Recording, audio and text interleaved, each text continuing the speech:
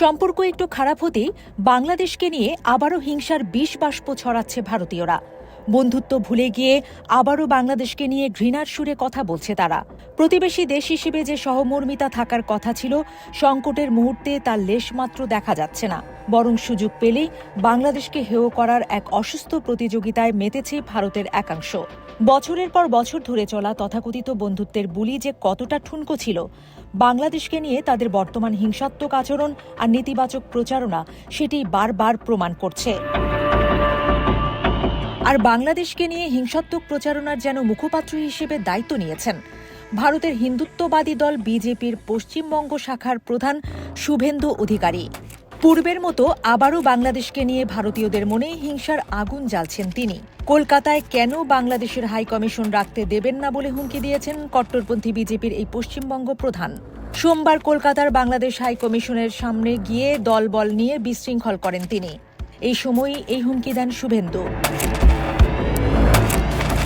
কলকাতার বাংলাদেশ হাই কমিশনের সামনে বিক্ষোভ করতে যান উগ্রপন্থী হিসেবে পরিচিত শুভেন্দু।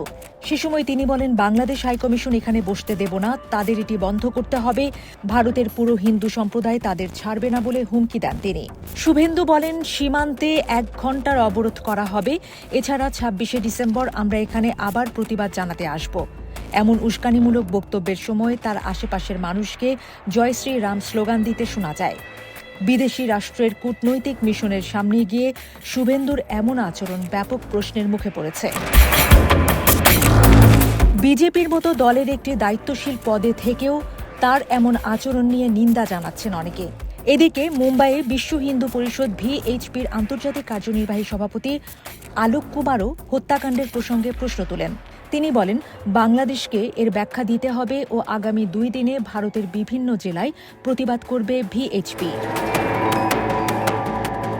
এদিকে বাংলাদেশের একটি ঘটনাকে কেন্দ্র করে শুভেন্দুর মতো ভারতীয়দের ঘৃণা ছড়ানোর মধ্যেই তাদের নিজেদের দেশেই বাংলাদেশি নাগরিক সন্দেহে এক দলিত শ্রমিককে পিটিয়ে হত্যা করা হয়েছে।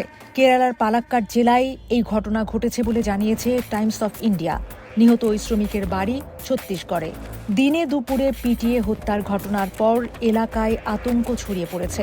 অথচ দিনে দুপুরে পিটিয়ে হত্যার ঘটনায় ভারতের শুভেন্দুকে এখনও নিন্দা জানাতে দেখা যায়নি। অনেকের মতে, নিজেদের দেশের এমন নৃশংস ঘটনা নিয়ে মুখ না খুলে বাংলাদেশের বিরোধিতা করাই লক্ষ্য হিসেবে নিয়েছেন শুভেন্দু।